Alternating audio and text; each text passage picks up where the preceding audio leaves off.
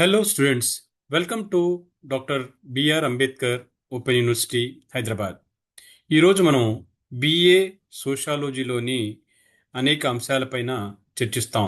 BA sociology మొదటి సంవత్సరంలోని రెండవ సెమిస్టర్లో ఉన్నటువంటి అనేక అంశాలపైన ఈరోజు మనం చర్చించడం జరుగుతుంది. అందులో ముఖ్యంగా ఈరోజు ఇండోలాజికల్ దృక్పథం లేదా మూల గ్రంథ దృక్పథం అనే అంశం పైన విస్తృతంగా మనం చర్చించడం జరుగుద్ది. అసలు భారతీయ నాగరికతతో ముడిపడి ఉన్నటువంటి కొన్ని భావనలు కానీ, లేకపోతే కొన్ని సిద్ధాంతాలు కానీ, కొన్ని పద్ధతులుగా ఆధారంగా భారతీయ సమాజాన్ని ఎలా అవగాహన చేసుకోవాలి అని మనకి తెలిపేదే ఈ ఇండాలజికల్ దృక్పథం అని మనం అర్థం చేసుకోవాలి. అయితే ఈ ఇండాలజికల్ దృక్పథం లేదా అప్రోచ్ అనేది భారతీయ సమాజాన్ని అర్థం చేసుకోవడానికి పూర్తిగా భారతదేశంలో ఉన్నటువంటి ప్రాచీన గ్రంథాలు కావచ్చు, లేకుంటే ప్రాచీన సంస్కృతి కావచ్చు, లేకుంటే సాంప్రదాయాలు కావచ్చు, లేకుంటే భారతదేశంలో ఉన్నటువంటి విలువలన్నిటిని కూడా ప్రాతిపదికగా తీసుకోవటం జరుగుతుంది అనే విషయాన్ని మనం అర్థం చేసుకోవాలి. అయితే భారతీయ సమాజం అనేది ఒక నిర్మితితో కానీ, లేకుంటే కొన్ని విధులతో కానీ, లేక కొన్ని స్థితిగతులను విలక్షణమైనవి ఉంటాయి. దాన్ని యూరోపియన్ సమాజంతో మాత్రం మనం పోల్చడానికి వీల్లేదు. అయితే ఈ ఇండాలజీ అనేది ఒక అనుభవిక పరిశోధన కన్నా సాంస్కృతిక లేకుంటే గ్రంథాల పరిశీలనకు ఎక్కువగా ప్రాధాన్యం ఇస్తుందనే విషయాన్ని కూడా మనకు అర్థమవుతుంది. అదేవిధంగా ఇండాలజీ మౌలికంగా మూల గ్రంథం ఆధారిత, అంటే ఒక మూల గ్రంథం ఆధారంగా మనం ఇండాలజీని అధ్యయనం చేయాల్సి ఉంటుంది. అయితే దీనికి సంబంధించినంత వరకు ప్రాచార్యులైనటువంటి మనకి విలియం జోన్స్ కానీ, హెన్రీ మెయిన్ కానీ, మ్యాక్స్ ముల్లర్ కానీ మొదలైన వారు సేవల ఫలితంగా ఈ ఇండాలజికల్ దృక్పథం ఆవిర్భవించింది అనే విషయాన్ని మనం అర్థం చేసుకోవాలి. అయితే భారతీయ సమాజం అతి పురాతనమైన సమాజం. భారతీయ సమాజాన్ని మనం ఏ విధంగా అర్థం చేసుకోవాలనే దాన్ని ఈ ఇండాలజికల్ సిద్ధాంతాన్ని ఎస్వి కేట్కర్, లేకుంటే బిఎన్ సీల్, లేకుంటే బికే సర్కార్లు వాళ్ళు అవలంబించారు. వాళ్ళు కొత్త సూత్రాలను ప్రతిపాదించారనే విషయాన్ని కూడా మనకు అర్థమవుతుంది. అయితే హిందూ సమాజంలో ఉన్నటువంటి సామాజిక సంస్థలు కానీ, లేకుంటే వారు ఆచరిస్తున్నటువంటి వ్యవహారాలు కానీ గ్రంథాల ఆధారంగా లేదా సమకాలీనటువంటి ఆచరణల విశ్లేషణ ద్వారంగా అన్వయించుకోవటం అనేది ప్రయత్నించిన వారిలో ఏ విధంగా దీన్ని అధ్యయనం చేయాలి అని ముందు వరుసలో ఉన్నటువంటి వారు జిఎస్ గురే కానీ, లూయిస్ డ్యూమంట్ కానీ, లేకుంటే కేఎం కపాడియా, అదేవిధంగా మనకి పిహెచ్ ప్రభు గారు, లేకుంటే ఐరావతి కార్వే వాళ్ళు, వీరంతా కూడా మనకు ప్రథమ స్థానంలో ఉంటారు. హిందూ సమాజంలోని వ్యక్తుల యొక్క ప్రవర్తనను నిర్ణయించే నియమ నిబంధనలను, లేకుంటే అతి ప్రాచీన కాలం నుంచి వస్తున్నటువంటి మునులు కానీ, లేకుంటే మేధావులు ఏ విధంగా రూపొందించారు, లేకుంటే వీరి రచనలను, లేకుంటే ఈనాడు మనం ధర్మశాస్త్రాలని అందరం పేర్కొంటున్నాం. ఇటువంటి ధర్మశాస్త్రాన్ని మనం ప్రసిద్ధిలో ఉన్నటువంటిది అందరూ అవలంబిస్తున్నటువంటి మనుధర్మశాస్త్రం. ఈ మనుధర్మశాస్త్రం గురించి మనం ఈరోజు తరగతిలో విస్తృతంగా చర్చించబోతున్నాం. అయితే ఈ మనుధర్మ శాస్త్రం అనేది మనకు వేద యుగం నాటిది. అంటే క్రీస్తు పూర్వం 600 సంవత్సరాల నుండి 1800 సంవత్సరాలకు క్రితం మనకి ఈ వేద శాస్త్రం ఆనాటి నాగరికత, లేకుంటే ఆనాడు ఆవిర్భవించినటువంటి కొత్త కొత్త నాగరికత అంశాలు, లేకుంటే పరిణామాలు, లేకుంటే ఆ రోజు జరిగినటువంటి సాంస్కృతిక ఆధారాలు, లేకుంటే ఆ రోజులో ఉన్నటువంటి తీర్థనుల గురించి మనకు ఈ మనుస్మృతిలో చాలా లోతుగా తెలపటం జరుగుతుంది.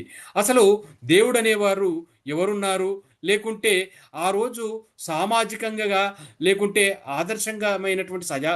ఆదర్శమైనటువంటి సమాజం అంటే ఏమిటి, లేకుంటే మానవ ప్రవర్తన ఆధారాల్ని ఈ మనుస్మృతి భావించింది. ఈ ఆదర్శాలను ప్రోత్సహించడానికి, దైవ ఇచ్చను అమలు పరచడానికి, మన జీవిత ప్రవర్తనలోని ప్రతి అంశాన్ని కూడా నియంత్రించడానికి అనేక శాసనాలను ఈ మనుస్మృతిలో పొందపరచడం జరిగింది. అనేక అంశాలు ముఖ్యంగా మనకి ఎవరి విధులు ఏమిటి అంటే, రాజుల విధులు ఏమిటి, వాళ్ళ బాధ్యతలు ఏమిటి, వ్యక్తులు తాము ఎంచుకున్నటువంటి గృహస్థ జీవితం కానీ లేదా సన్యాస జీవితం కానీ ఎలా సక్రమంగా నిర్వహించాలి, ముఖ్యంగా స్త్రీలు ఏ విధంగా ఉండాలి, అసలు చట్టబద్ధ పరివర్తన లేకుంటే చట్టబద్ధ పరిపాలన అంటే ఏమిటి, రాజులు ఏ విధంగా వారి యొక్క పరిపాలనను అమలు చేయాలి అనేటువంటి అనేక అంశాలని మనకు మనుస్మృతిలో పొందుపరచడం జరిగింది. అంతేకాకుండా అసలు శాసనాలను ఏ విధంగా రూపొందించాలి, ఆ శాసనాలను ఏ విధంగా అమలు చేయాలి, లేకుంటే ఆ శాసనాలను అమలు చేస్తున్న తరుణంలో రాజులు ఏ విధంగా ప్రవర్తించాలి, లేకుంటే రాజులతో పాటు వారికి సహాయం చేస్తున్నటువంటి వారు ఏ విధంగా వాళ్ళు జాగ్రత్త వహించాలి అనే విషయాల్ని కూడా ఈ మనుస్మృతిలో పొందుపరచడం జరిగింది. అయితే ఈ అతి ముఖ్యమైన శాస్త్రమైనటువంటి ఈ హిందూ ధర్మశాస్త్రంలో మనుస్మృతి అని మనం పేర్కొంటున్నాం. ఈ ధర్మశాస్త్రాన్ని అతి ప్రామాణిక గ్రంథాల్లో ఒకటి. దీనిలో ముఖ్యంగా 2684 శ్లోకాలున్నాయి. అంతేకాకుండా 12 అధ్యాయాలు ఉన్నాయి. అయితే భారతదేశంలోని గృహ సంబంధిత లేదా సామాజిక అంశాలు, లేకుంటే మతానికి సంబంధించినటువంటి అంశాలు, లేకుంటే క్రీస్తు పూర్వం 500 సంవత్సరాల క్రితం ఎటువంటి ప్రమాణాలు ఉన్నాయి, లేకుంటే ప్రాచీన సమాజాన్ని ఏ విధంగా అర్థం చేసుకోవాలి, అవగాహన చేసుకోవాలి అనడానికి ఈ ధర్మశాస్త్రం అనేది ఒక మౌలిక గ్రంథం. ఈ 12 అధ్యాయాలు మనం అర్థం చేసుకున్నట్లయితే ఈ ఈ మనుస్మృతిని మనం అర్థం చేసుకున్న వాళ్ళం అవుతాం. ఇందులో ఈ 12 సూత్రాలని ఇప్పుడు మనం సుదీర్ఘంగా ఈ తరగతిలో మనం చర్చించడానికి ప్రయత్నం చేద్దాం. అందులో మొదటిది విశ్వ ఆవిర్భావం. అంటే ఈ విశ్వం అంతా కూడా ఏ విధంగా మనకి ఆవిర్భవించింది అనే అంశాన్ని మనం తెలుసుకోవటం జరుగుతుంది. ఇక రెండవది ఏమిటంటే సంస్కారాలు లేదా పద్ధతులు.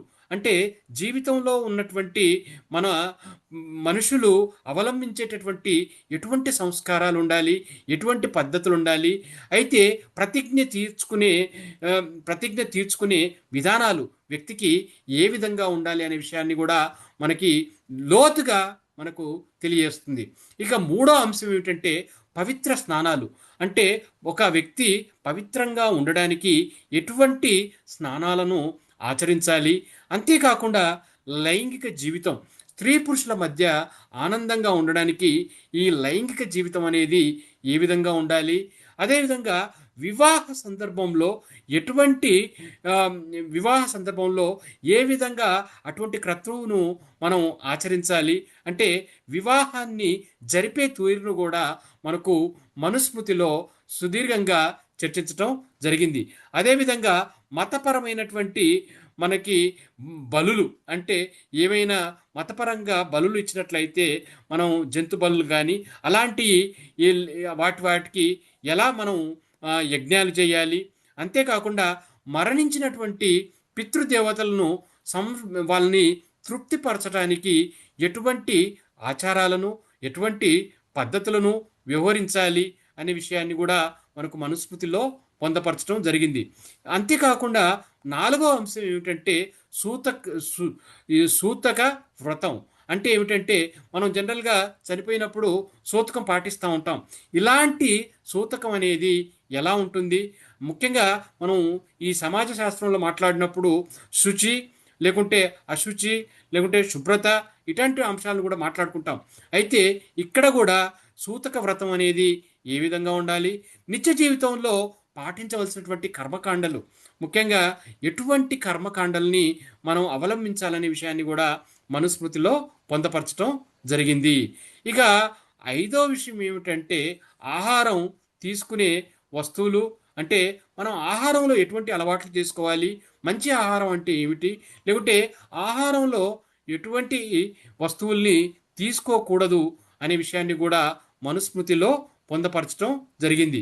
అదేవిధంగా పారిశుద్ధ్యం అంటే మనకి మన చుట్టూ కూడా చాలా నీట్గా ఉండాలి అంటే కనుక ఇంట్లో కానీ, ఇంటి చుట్టుపక్కల కానీ, లేకుంటే మనం తిరుగుతున్నటువంటి ప్రాంతాల్లో కానీ పారిశుద్ధ్యాన్ని ఏ విధంగా పాటించాలి, అపరిశుభ్రత అంటే ఏ విధంగా అపరిశుభ్రతగా ఉంటాం, దానివల్ల వచ్చేటటువంటి నష్టాల గురించి కూడా మనకు ఈ మనుస్మృతిలో తెలపటం జరిగింది. అంతేకాకుండా భార్య అంటే వివాహం అయిన తర్వాత స్త్రీ యొక్క భార్యగా తన యొక్క విధులు ఏమిటి అనే విషయాన్ని కూడా తెలపటం జరిగింది. ఇక ఆరో అంశం ఏమిటంటే మనం ముఖ్యంగా మనకి వానప్రస్థ ఆస్తనం లేదా స్వేచ్ఛ లేదా సన్యాసం అంటే మనకి రకరకాల బ్రహ్మచర్యం అని, గృహస్థాశ్రమం అని, లేకుంటే వానప్రస్థాశ్రమం అని, లేకుంటే సన్యాసాశ్రమం అని, ఇలా హిందూ సంస్కృతిలో 4 రకాల ఆశ్రమాలు ఉంటాయి. అందులో ముఖ్యంగా ఇక్కడ వానప్రస్థ ఆశ్రమం అని, లేకుంటే సన్యాసాశ్రమం అనే అంశాలని కూడా చర్చించడం జరిగింది. అదేవిధంగా రాజవంశికులు అంటే ఈ మన ఆ ప్రాంతాన్ని పాలించేటటువంటి రాజవంశికులు ఎవరైతే ఉన్నారో వారి యొక్క విధి ఏ విధంగా ఉండాలి, వారు తమ ప్రజల పట్ల ఏ విధంగా ప్రవర్తించాలి అనే విషయాన్ని కూడా మనుస్మృతిలో పేర్కొనటం జరిగింది. నిమ్న స్థాయి విధి చేయటం అంటే ముఖ్యంగా మనకు వర్ణ వ్యవస్థలో నిమ్న కులాలు అనేవి ఉంటాయి. అస్పృశ్యులు కూడా అనే ఒక 5వ వర్గం వారు మనకు వర్ణ వ్యవస్థలో ఉంటారు. ఈ నిమ్న స్థాయికి సంబంధించినటువంటి వారి యొక్క విధులు ఏమిటి అనే విషయాన్ని కూడా మనకు ఇక్కడ పొందపరచడం జరిగింది. స్త్రీ పురుషుల విధి లేదా అంటే స్త్రీలు కానీ పురుషులు కానీ తమ విధులు ఏ విధంగా చేయాలి, శాఖలు వాళ్ళకు సంబంధించినటువంటి శాఖలను వాళ్ళు ఎన్నుకున్నటువంటి పనులను ఏ విధంగా చేయాలి అనే విషయాన్ని కూడా మనకు తెలపటం జరిగింది. ఇక మరొక అంశం ఏంటంటే సంకుచిత లేకుంటే ప్రాంతీయ కులాలు లేకుంటే అత్యవసర పరిస్థితుల్లో విధులు. ఎవరికైనా ఏదైనా అత్యవసర పరిస్థితి ఏర్పడినప్పుడు వారి యొక్క విధులు ఏ విధంగా ఉండాలనే విషయాన్ని కూడా తెలపటం జరిగింది. మనుస్మృతి యొక్క పాయస్తాపం అంటే మనుస్మృతిని అవలంబించినప్పుడు ఏ విధంగా ప్రాయశ్చాపం ఉంటుంది అనే విషయాన్ని కూడా తెలపటం జరిగింది. ఇక 12వ అంశం ఏమిటంటే పరకాయ ప్రవేశం లేకుంటే అనిర్వచనీయానందం అనే అంశాలు. ఈ రకంగా 12 అంశాలకు సంబంధించినటువంటి అంశాలని మనకు మనుస్మృతిలో పేర్కొనటం లేకుంటే సుదీర్ఘంగా విశ్లేషించటం వివరించటం జరిగింది. ఈ మానవ నాగరికతకు తొలి శాసన గ్రంథం మనుస్మృతిగా మనం పేర్కొనటం జరుగుతుంది. ఈరోజు సమాజం ఒక విధంగా నడుచుకుంటుంది, లేకుంటే కొన్ని నియమ నిబంధనలను పాటిస్తూ ఉంది, లేకుంటే మనుషులందరూ కొంత క్రమశిక్షణతో ఉన్నారు, సమాజం కూడా కొన్ని విలువలను పాటిస్తుంది అని అనుకుంటే గనక మనకి మనుస్మృతి లేకుంటే ఈ ధర్మశాస్త్రం గ్రంథం ఆధారంగా అని మనకు అనుకోవచ్చు. కాకపోతే దీనికి కొంత మనకి మనుస్మృతి అనేది కాలానుగుణంగా మారలేదని చెప్పుకోవాలి. మారుతున్న కాలానికి అనుగుణంగా మార్పులు జరగలేదని, ఆ రోజున్న వేదకాలంలో ఉన్నటువంటి పరిస్థితులకు ఆధారంగానే మనుస్మృతిని వివరించటం జరిగింది. కానీ మారుతున్న కాలంలో ముఖ్యంగా మనకు మహిళలు పురుషులలో పట్టినటువంటి అసమానతలు కానీ లేకపోతే జెండర్ డిస్పారిటీస్ అంటాం, వీటి గురించి కూడా పెద్దగా చర్చ జరగలేదు. తర్వాత వ్యక్తి జీవితంలో కాలానుగా వచ్చినటువంటి మార్పుల గురించి కూడా పెద్దగా ఈ గ్రంథంలో భవిష్యత్ తరాలకు ఈ గ్రంథం ఏ విధంగా ఉపయోగపడుతుందనే విషయాన్ని చర్చించటం జరగలేదు. అయితే ఇప్పుడు ముఖ్యంగా ఈ ఇండాలజీకి సంబంధించినటువంటి అంశాలని మనం పరిశీలన చేద్దాం. ముఖ్యంగా ఇప్పుడు లూయిస్ డ్యూమాంట్ అనే ఒక ఫ్రెంచ్ సమాజ శాస్త్రవేత్త కూడా, ఇతన్ని కూడా మనం ఏమంటామంటే ఇండాలజిస్ట్గా మనం పరిగణించడం జరుగుతుంది. ఇతడు ఏం చేశాడంటే భారతదేశంలోని హిందూ మతం కావచ్చు, లేకుంటే కులం లేదా బంధుత్వం లేకుంటే రాజకీయ ఉద్యమాలు వంటి వివిధ అంశాలపైన అనేక అధ్యయనాలు చేశాడు, అనేక పరిశీలనలు చేశాడు, అనేక రచనలు కూడా ఈయన చేయటం జరిగింది. అందులో ముఖ్యంగా హోమో హైరార్కికస్ అంటే ఒక గ్రంథాన్ని ఈయన హోమో హైరారికస్ అనే గ్రంథాన్ని ఈయన ఆ, రచించడం జరిగింది. The cost system and it's implication అంటే 1966లో ఈ మన the cost and it's implication అనే గ్రంథం, ఇది గ్రంథాన్ని మనకు డ్యూమంట్ ఎంతో విశిష్టమైనది అతను రచించినటువంటి గ్రంథాల్లో అని తెలుసుకోవాలి. ఇది ఒక సంపూర్ణమైనటువంటి ఒక సైద్ధాంతికమైనటువంటి గ్రంథం. కులంపై సేకరించినటువంటి డేటాని ఆయన ఎనాలిసిస్ చేశాడు. భారతదేశంలో కుల వ్యవస్థ అధ్యయనం చేయడానికి లేకుంటే పరిశీలన చేయడానికి ఈ హోమో ఐరార్కికస్ సామాజిక నిర్మితికి సంబంధించినటువంటి కొత్త దృక్పథాలను తెలియజేయటం జరుగుతుంది. ఈ దృక్పథానికి తాత్విక సిద్ధాంతాన్ని లేకుంటే సాంప్రదాయాలను అంతర్గతంగా ఉండే ప్రధాన అంశాలుగా ఆయన పేర్కొనటం జరుగుతుంది. అయితే కుల వ్యవస్థను అధ్యయనం చేయడానికి నిర్మితీయవాదాన్ని ప్రవేశపెట్టినటువంటి ఘనత కూడా మనకు డ్యూమంటే అని మనం చెప్పుకోవాలి. అయితే ఇప్పుడు డ్యూమంట్ చేసినటువంటి ప్రతిపాదనలో ముఖ్యంగా క్రమశ్రేణి అంటే కులాలను ఒక క్రమశ్రేణిలో పెట్టాలనే అంశాన్ని, లేకుంటే క్రమశ్రేణిలో ఈ వ్యతిరేకత ఇమిడి ఉందని, అంటే మనకు సమాజంలో లేకుంటే మనకి ఈ అనేక వర్గాలు ఉంటాయి. అందులో ముఖ్యంగా డ్యూమంట్ ప్రతిపాదించిన అంశం ఏమిటంటే శుద్ధమైనది ఏమిటి, లేకుంటే ఉన్నతమైనది ఏమిటి, అపరిశుద్ధమైనది ఏమిటి, లేకుంటే నిమ్నమైనది ఏమిటి అని ఈ తేడా ఎందుకుంది, ఈ ఎడబాటు ఎందుకుంది, ఇదంతా కూడా ఈ కాస్ట్ లేకపోతే కులం అనే అంశంలోనే ఇమిడిమైనటువంటి సూత్రం అని అతను పేర్కొనటం జరిగింది. అంటే అపరిశుద్ధమైన దాని నుండి వేరుగా ఉంచాలి అనే విషయాన్ని కూడా ఆయన నొక్కి వక్కానించడం జరిగింది. భారతదేశానికి సంబంధించినటువంటి విజ్ఞానాన్ని పొందడానికి, అంటే భారతదేశంలో ఏదైనా సంపూర్ణమైనటువంటి విజ్ఞానాన్ని మనం నేర్చుకోవాలంటే కనుక కుల వ్యవస్థను అధ్యయనం చేయటం అవసరమని సాధారణ సమాజ శాస్త్రవేత్తలు నిర్వహించాల్సినటువంటి ప్రధాన విధి ఇదని డ్యూమంట్ ఆ రోజు భావించటం జరిగింది. అంటే కేవలం విజ్ఞానం సాధించాలంటే ముఖ్యంగా మనకి కుల వ్యవస్థను అర్థం చేసుకుంటే కనుకనే ఏదైనా విజ్ఞానాన్ని మరింత లోతుగా భారతదేశంలో అర్థం చేసుకోవచ్చనే అంశాన్ని అతను పేర్కోవటం జరిగింది. ఇక సాంప్రదాయకంగా మనకున్నటువంటి గ్రంథాల్లో ముఖ్యంగా చారిత్రక ఉదాహరణలో ప్రతిబింబించే కుల వ్యవస్థ అర్థం చేసుకోవాల్సిన అవసరం అతడు దృష్టి కేంద్రీకరించాడు. ముఖ్యంగా ఈ మనకు సాంప్రదాయ గ్రంథాల్లో ఉన్నటువంటి ఉదాహరణలతో కుల వ్యవస్థను ఏ విధంగా అర్థం చేసుకోవచ్చు అనే అంశాలను అతడు పరిశీలన చేయటం జరిగింది. భారతదేశంలోని కుల వ్యవస్థ ముఖ్యంగా గ్రామీణ సామాజిక నిర్మితులను అధ్యయనం చేయడానికి ఈ ఇండలాజికల్ నిర్మితీయ సిద్ధాంతాలు ఉపయోగించాలని డ్యూమంట్ భావిస్తాడనమాట. అంటే గ్రామీణ నేపథ్యంలో ఉన్నటువంటి కులాలను కనుక మనం అర్థం చేసుకోగలిగినట్లయితే, వాటిని పరిశీలన చేసి అధ్యయనం చేసినట్లయితే తప్పకుండా మనం ఈ ఇండలాజికల్ పర్స్పెక్టివ్ తోటి, అప్రోచ్ తోటి మనం అర్థం చేసుకోవచ్చని అతను అభిప్రాయపడతాడు. ఇక డ్యూమంట్ చేసినటువంటి కుల వ్యవస్థలో అధ్యయనంలో క్రమశ్రేణి అని భావన తాత్విక సిద్ధాంతాలతో పాటు ఒక ప్రధాన పాత్ర వహిస్తుందనే విషయాన్ని మనం అర్థం చేసుకోవాలి. ఇక్కడ రెండు అంశాలను ఆయన ప్రస్తావిస్తాడు. ఒకటి ప్యూర్ అండ్ ఇంప్యూర్, అంటే శుద్ధమైన అపరిశుద్ధమైన వాటి మధ్య గల గతితార్కిక సంబంధాల గురించి ఆయన సూచించడం జరుగుద్ది. ఈ కుల వ్యవస్థలో ఉన్నటువంటి స్థరీకరణ అంటే వర్ణించే రచయితలను డ్యూమంట్ ఏమంటాడంటే సామాజిక కేంద్ర రచయితలని అతను వర్ణించటం జరుగుతుంది. ఇక డ్యూమంట్ విశ్లేషణ అంతా కూడా ఈ శుద్ధమైన లేదా అపరిశుద్ధమైన వాటి మధ్యనే వాటిలో ఉన్నటువంటి తేడాలు ఏమిటి, వ్యతిరేకత ఏమిటి అనే సూత్రంపైనే ఆధారపడి ఉంటుందని మనం తెలుసుకోవాలి.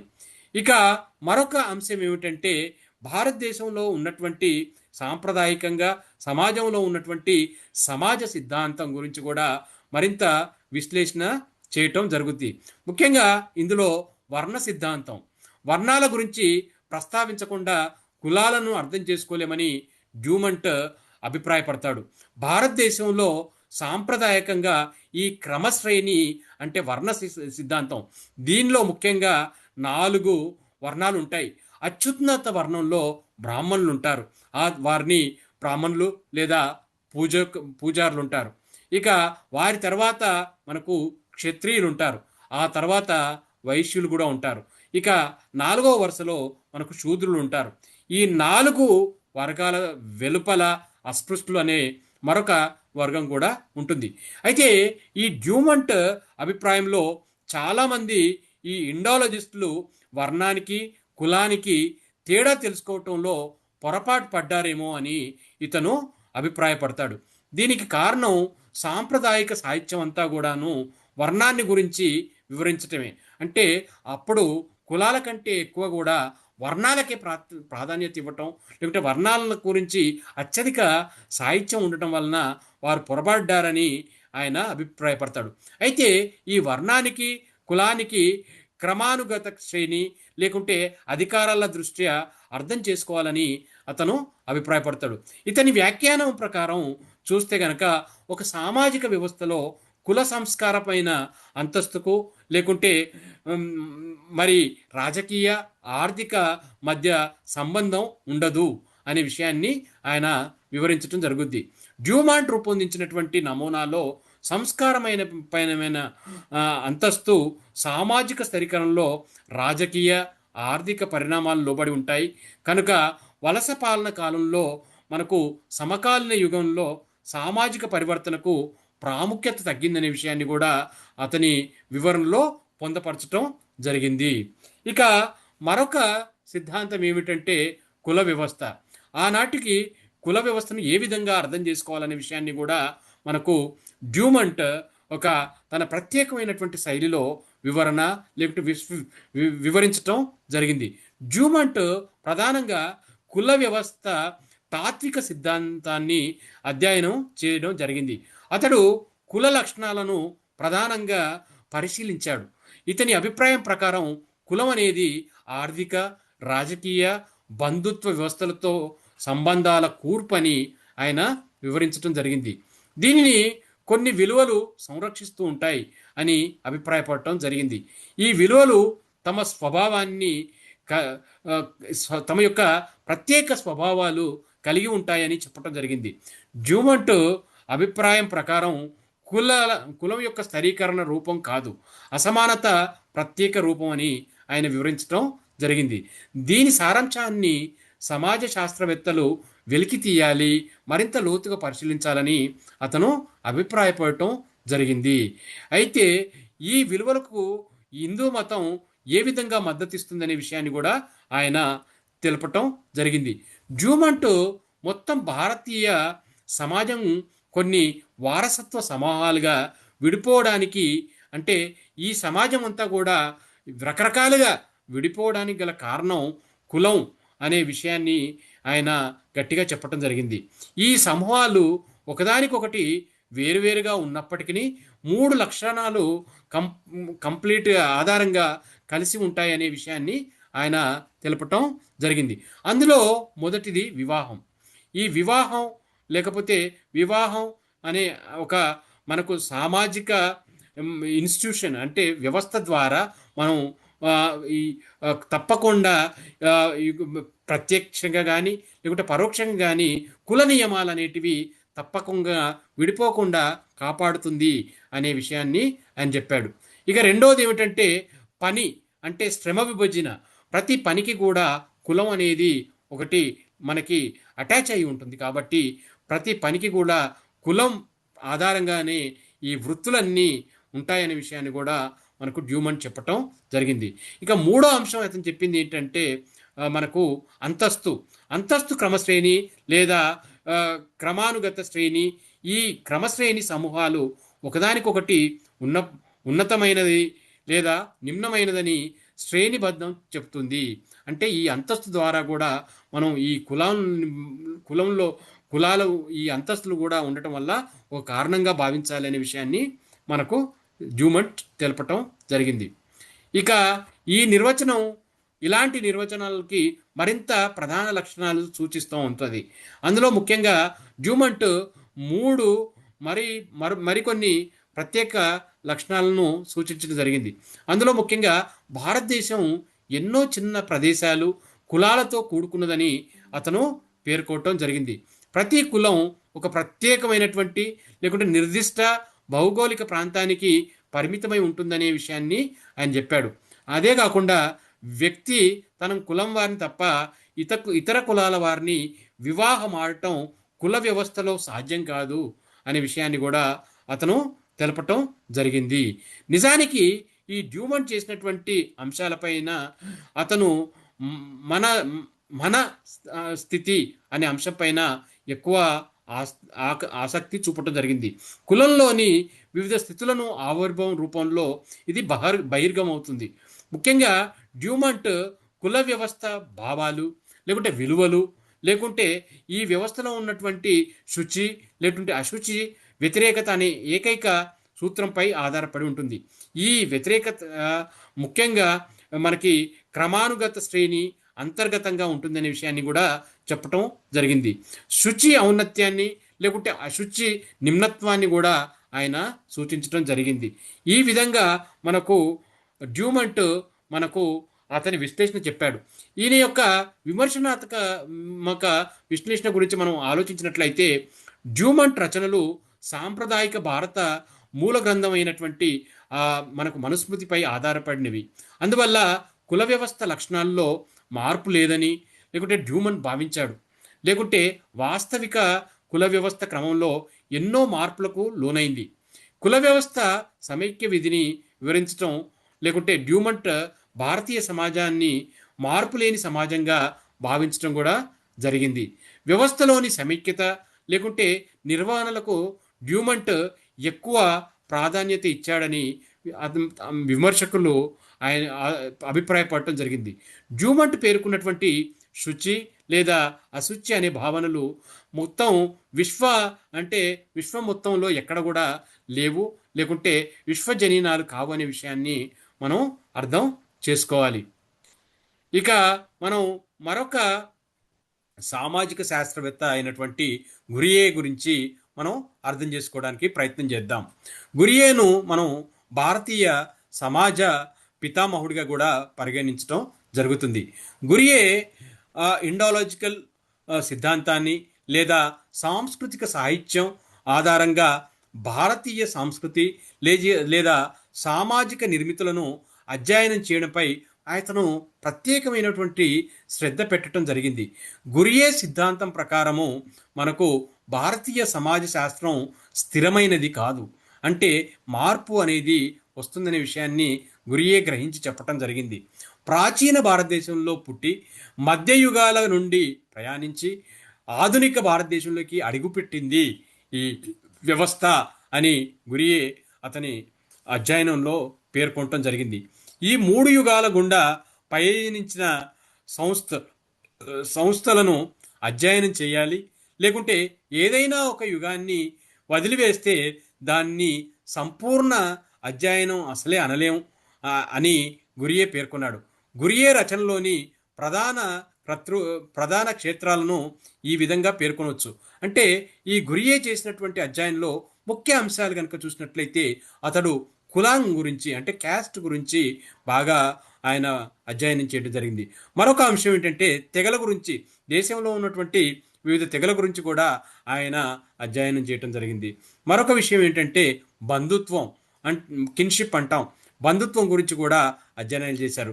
అదేవిధంగా సంస్కృతి, నాగరికత, లేకుంటే మతం, లేకుంటే సంఘర్షణ, సమైక్యత, సమాజ శాస్త్రం, ఇలా కుటుంబం, వివాహం, ఇలాక సమాజంలో ఉన్నటువంటి అనేకమైనటువంటి సామాజిక సంస్థల గురించి గురియే తన యొక్క ప్రతిపాదనలు కానీ తన యొక్క అధ్యయనాలు కానీ అందించడం జరిగింది.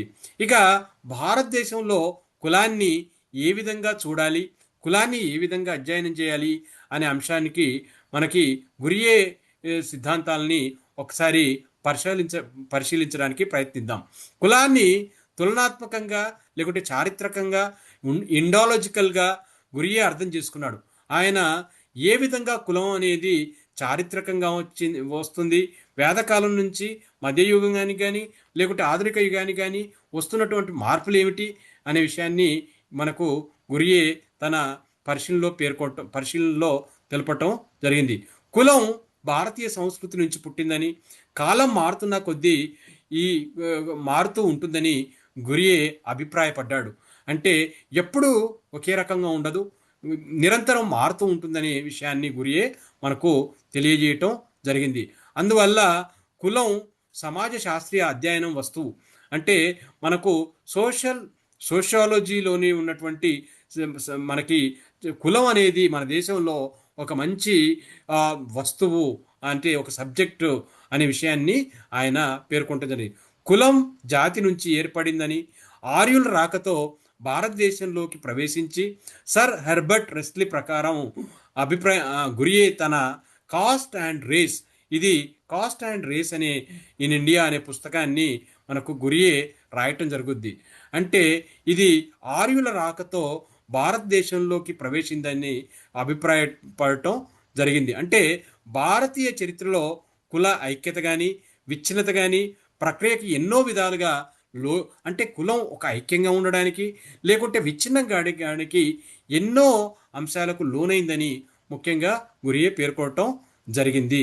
కాలక్రమేణా వివిధ వర్గ సమూహాలతో ఒకదానికొకటి సంబంధాలు ఏర్పరచుకున్నాయని, అయితే ముఖ్యంగా వైదిక యుగంలో కులం జాతి నుంచి ఉద్భవించిందని, తర్వాత ఆర్యులు శరీర వర్ణాల దృష్ట్యా తాము ఆర్యేతులతో కంటే వేరని భావించటం జరిగిందనే విషయాన్ని కూడా గురియే తన యొక్క పరిశోధన ద్వారా తెలియజేయటం జరిగింది.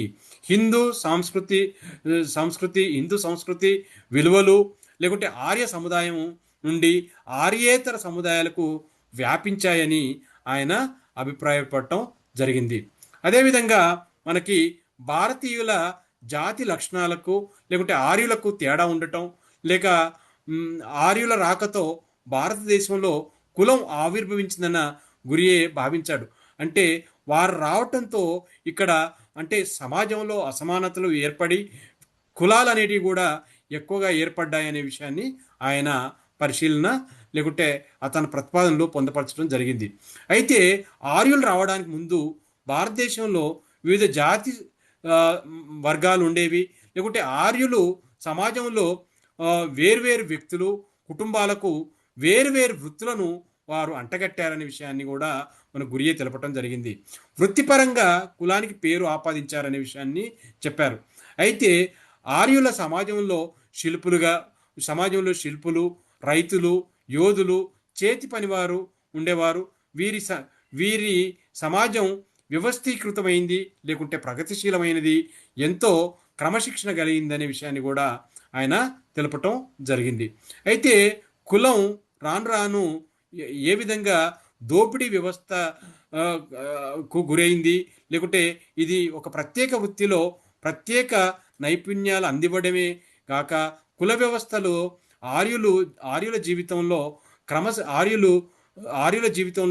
క్రమశిక్షణను కూడా ప్రోత్సహించిందని, ఏ కులం కూడా ఎక్కువగా ఏ కులం కూడా తక్కువ కాదనే విషయాన్ని కూడా అతను అభిప్రాయపడటం జరిగింది. గురియే అభిప్రాయం మరొక విషయం ఏంటంటే ఆర్యులు సమాజంలోని శ్రమ విభజన రూపానికి కులం కేంద్రం, అంటే కులాన్ని ఒక యూనిట్గా చేసి సమాజాన్ని విడదీశారనే విషయాన్ని ఆయన తెలపడం జరిగింది. దేశీయ సముదాయాలకు ఆర్యులకు మధ్యలో యుద్ధాలు లేకుంటే భావ ప్రసారాల ద్వారా పరస్పర సంబంధాలు ఏర్పడంతో దేశీయ పాలకులు మరియు ఆర్యుల సమాజంలో క్రమశిక్షణకు మెచ్చుకోవటమే గాక తమ సామాజిక జీవితంలో కూడా కులం లక్షణాలను ప్రవేశపెట్టడం అనేది జరిగిందనే విషయాన్ని కూడా మనకు గురియే పేర్కొనటం కూడా జరిగింది. దీంతో పాటు పూజారులుగా, అంటే కులం ఏ విధంగా ఏర్పడింది, ఏ విధంగా వేరువేరుగా ఏర్పడ్డారనే విషయంలో ముఖ్యంగా పూజారులుగా, మఠాధిపతులుగా, యాత్రికులుగా ఆర్యుల కుల వ్యవస్థ గొప్పతనాన్ని చాటారు. దీంతో పాటు కులం లక్షణాలు ఉత్తర భారతదేశం నుండి ఇతర ప్రాంతాలకు కూడా వ్యాపించాయనే విషయాన్ని మనకు గురియే తెలపటం జరిగింది. అయితే వివిధ కులాల పౌర మతపరమైనటువంటి ముఖ్యంగా హక్కులు మనకి గురియే ప్రకారం కులానికి ప్రధానంగా 6 లక్షణాలు ఉంటాయని పేర్కొన్నాడు. ముఖ్యంగా మొదటిది ఏమిటి అంటే కనుక ఖండాలుగా సమాజ విభజన. గురియే రచించినటువంటి caste and race in India అనే ఒక పుస్తకంలో అతను ఈ 6 ప్రధాన అంశాలన్నీ పేర్కొనడం జరిగింది. అందులో ముఖ్యంగా ఖండాలుగా సమాజ విభజన అంటే సెగ్మెంటల్ డివిజన్ ఆఫ్ సొసైటీ అనే విషయాన్ని పేర్కొనటం జరిగింది. అంటే ఇందులో ముఖ్యంగా సమాజం వేరువేరు స్వతంత్ర ఖండాలుగా విభజించి ఉంటుందని, ఒక వ్యక్తి అంతస్తు అతను పుట్టిన కులాన్ని బట్టి నిర్ణయించబడి ఉంటుందని గురియే పేర్కొనటం జరిగింది. ఇక రెండవది ఏమిటంటే క్రమానుగత శ్రేణి అంటే హైరారికల్ డివిజన్. కులాలు ఒకదానికొకటి హెచ్చుతగ్గులు అంటే ఉన్నత కులమని, నిమ్న కులమని క్రమశ్రేణిలో అమర్చబడి ఉంటాయని, ఇందులో బ్రాహ్మణులు అగ్రస్థానంలో ఉండి అస్పృశ్యులు అందరికంటే దిగువ స్థానంలో ఉంటారని గురియే పేర్కొనటం జరిగింది. ఇక మూడో అంశం ఆయన పేర్కొన్నది ఏమిటంటే భోజనం, సామాజిక సంబంధాలపై ఆంక్షలు అంటే restrictions on feeding and social intercourse. ఈ సామాజిక కలయికలలో ఉన్నటువంటి ఆంక్షలపై ఆయన విశ్లేషించడం జరిగింది. ఏ కులం వారు ఎవరి చేత వంట తినాలి, లేకుంటే ఎవరితో సామాజికంగా కలవాలి అనే విషయాలపై ఖచ్చితమైనటువంటి నియమాలు ఈ కులాల్లో ఉంటాయని మనకు తెలపడం జరిగింది. ఇక నాలుగో విషయం ఏమిటంటే కనుక వివిధ కులాల పౌర మతపరమైన హక్కులు ఏ విధంగా ఉన్నాయి వాళ్ళ అంశ అనే విషయాన్ని చెప్పాడు. అంటే సమాజంలో ఉన్న కులాలకు కొన్ని ప్రత్యేక హక్కులు ఉంటే నిమ్న కులాలపై కొన్ని సామాజిక మతపరమైన ఆంక్షలు కూడా ఉన్నాయనే విషయాన్ని మనకి గురియే తెలపటం జరిగింది. వృత్తి ఎంపికలో స్వేచ్ఛ లేకపోవటం అంటే సాధారణంగా కులాలు వారికి ఆపాదించినటువంటి పనులు మాత్రమే చేయాలి, వేరే పనులు చేయడానికి వీలు లేదు, స్వేచ్ఛ కూడా లేదు ఆ రోజుల్లో అనే విషయాన్ని చెప్పాడు. ఇక ఆరో అంశం ఏమిటంటే అంతర్వివాహం. అంటే ఇది కుల వ్యవస్థకు అత్యంత కీలకమైనటువంటి అంశం. ప్రతి ఒక్కరూ తమ సొంత కులానికి చెందినటువంటి లేదా ఉపకులాలకు చెందిన వ్యక్తిని మాత్రమే వివాహం చేసుకోవాలి. ఇతర కులాల వారితో వివాహాలు చేసుకోవటం అనేది నిషేధించబడిందనే విషయాన్ని గురియే చెప్పటం జరిగింది. ఈ విధంగా మనకు డ్యూమంట్ కానీ లేకుంటే జిఎస్ గుర్రే కానీ వారు ఈ మనకి భారతీయ సంస్కృతికి సంబంధించినటువంటి లేకుంటే ఈ ఇండాలజికల్ దృక్పథానికి సంబంధించినటువంటి అంశాలన్నింటినీ కూడా చాలా లోతుగా విశ్లేషించటం జరిగింది. Thank you.